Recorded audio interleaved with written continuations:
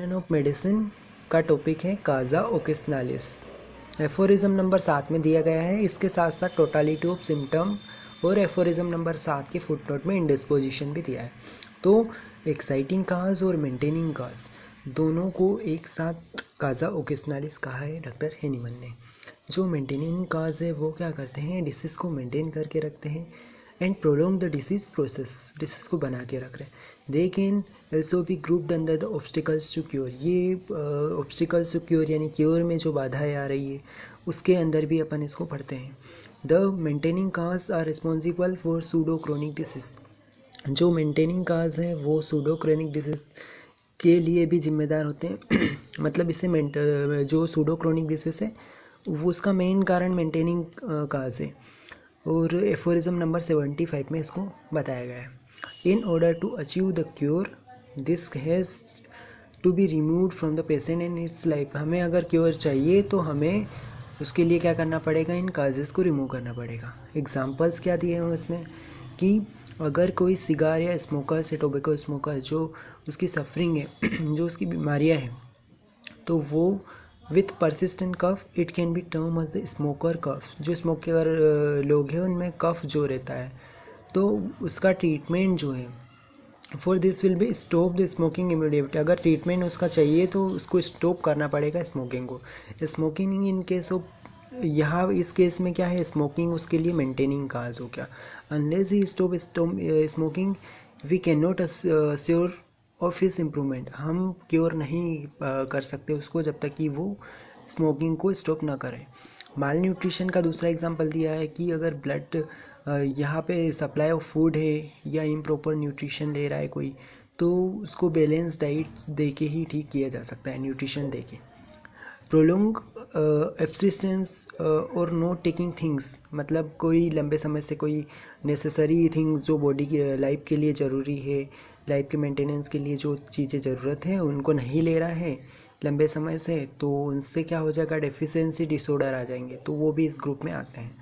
Aphorism number 75 में doctor हेनीमन ने कुछ और एग्जांपल ऐड किए थे, जैसे कि हैबिट्स ऑफ टेकिंग लिकर्स लेने वाले आदतें हैं, इनको भी इसमें ऐड किया है। रिसाइडिंग इन अनहेल्दी और मार्सी लोकेलिटीज़, जो लोग मार्स एरिया, डैम्प एरिया में रहते हैं, वहाँ पे हेल्थ हैजार्ड्स ज़्यादा होने के चांसेस है इन पेशेंट्स में।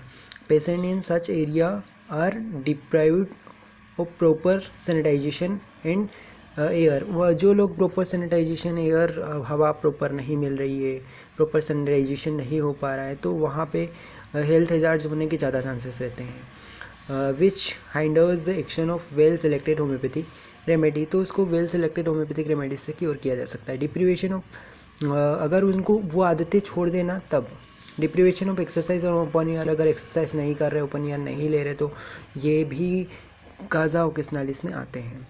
ओवर की यानी डिसीज़ को मेंटेन करके रख रहे हैं, एक्साइट कर रहे हैं। Over exertion of the body and living in constant mental and physical strain, अगर ज़्यादा परिश्रम कर लिया, ज़्यादा मेंटली फिजिकली वर्क कर लिया तो भी वो स्ट्रेन का कारण बनता है।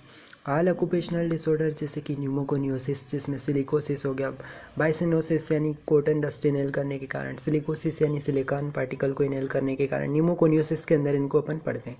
तो ये सारे हेल्थ हैजार्ड जो है ये भी physical, chemical, mechanical, psychological hazard, ये लंबे समय से अगर वर्कर्स में ये बने हुए हैं काज, तो ये ऑक्यूपेशनल डिसीज़ का कारण बनते हैं।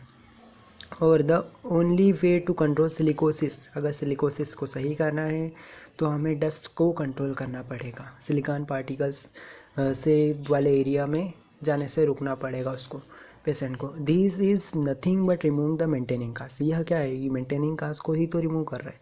There is no effective treatment to the disease. हमें इन केसेस में क्या करना है कि सबसे पहले मेंटेनिंग कॉज को हटाना है। जैसे कि कॉटन डस्ट से क्या हो रहा है, बाइसिनोसिस हो रहा है, तो हमें कॉटन डस्ट वाली फैक्ट्री में काम करने वालों को पहले ये कहना पड़ेगा कि वहाँ से आपको, वो ऑक्यूपेशनल डिसीज़ है तो उसके लिए आपको उसको प्रिवेंट करना पड़ेगा।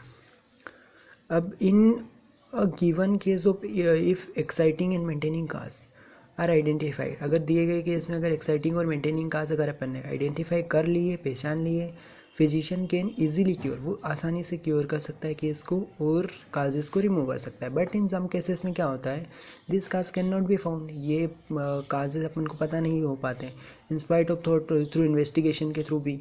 तो and then the physician has depend entirely on the existing symptom in that case, मतलब जो सिम्टम मिल रहा है उन्हीं पे वो डिपेंड रहता है physician. This symptom present in the patient in physical mental spiritual plane, मतलब अगर ये सिम्टम जो रहते हैं फिजिकल मेंटल या स्पिरिचुअल तीनों लेवल पे ये रहते हैं तो इनको टोटालिटी ऑफ सिम्टम कहा जाता है। तो because a homoeopath consider man as a whole, homoeopath जो होते हैं वो मेन को पूरा होल लेते हैं, बोथ बॉडी और वाइटल फोर्स दोनों को लेते हैं। तो टोटालिटी ऑफ सिम्टम के बेस पे रेमेडी देते हैं।